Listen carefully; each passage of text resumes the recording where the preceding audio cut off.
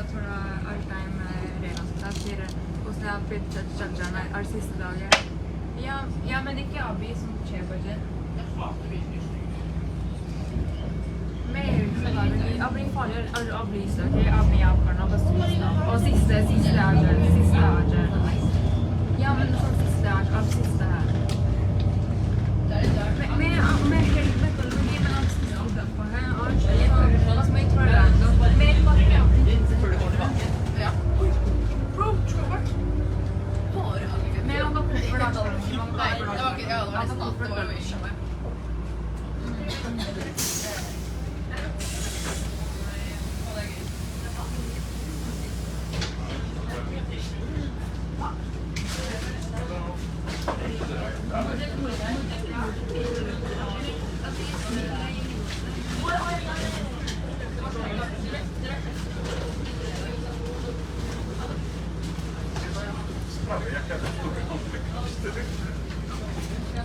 Noen ikke hamarer i bakken, noen hvor de ser ut de hamarer i bakken.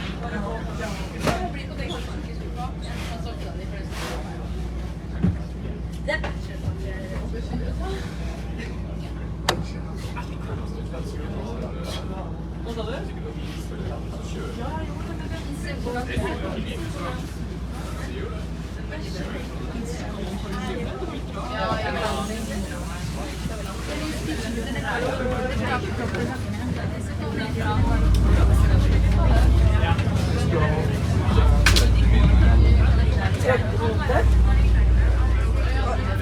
Det var jo sånn igjen. Nei da. Det er ikke uendelig. Jeg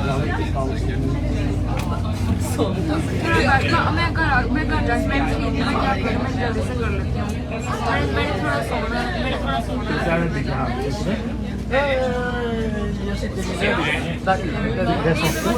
Der de kommer på.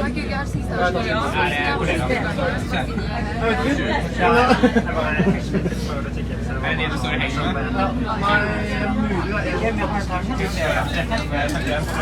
Men det er 14 grader da du køtt off. 14 grader da du køtt off, da kan du huke. Ja, kanskje så. Nei, etter 14 grader så får du ikke dampen litt, for da er det... Nei, det er bare det. Det er deilig.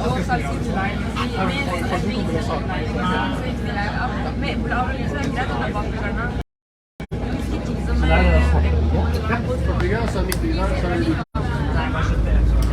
Hva er forskjell på det da? Altså, jeg antar at det er forskjellige områder. Ja, avdelingen bare.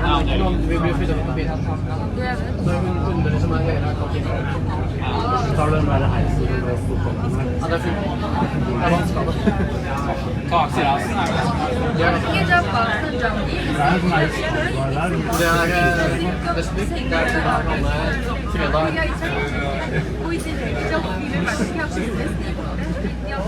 Men ja, her sitter alle og pilser. Det er som å stå på stars, da.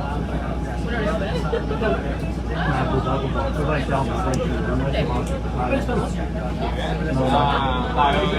er ikke jokere som er bak her.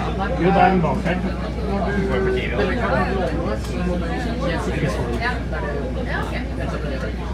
Og så er det veldig mye forskjellig. Men snakk på X-server på... Nei, de sier jo at de er sånn... vanvittig høy områdshastighet. Og så har du random ting som der ikke koster sånn 10 kroner for et eller annet random. Det skjedde liksom ikke. Det får tak så mye bra der borte. Har du vært på den? Ja. Det var sånn 30. Ok, ni bare så prøv Berto. Hva tror du Berto? Bare om det. Hvor lenge skal 20? Jo, Berto. Carlo. Så bra.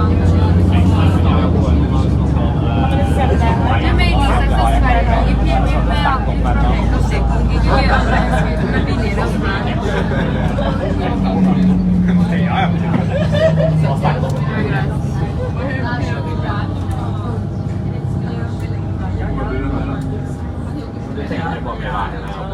gangen.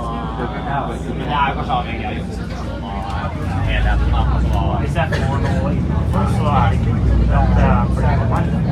Ja, til Lillestrøm i Oslo, eller begge? Nei, Drømmen i Oslo, kanskje. Eller i området rundt. Når du jobber i Oslo eller jobber i Lillestrøm, så er det greit på en måte å bo i nærheten av Lillestrøm. Og så få toget. Det er jo jæklig greit å pendle derfra. Ja. Altså, det går for så vidt greit med Veikangen, men det tar litt for det. Ja. Når jeg jobber i byen, jeg jobber der hver mandag. Ja. Da bruker jeg ja, inkludert kjøring, parkering. Så jeg får kunden til å ta parkering.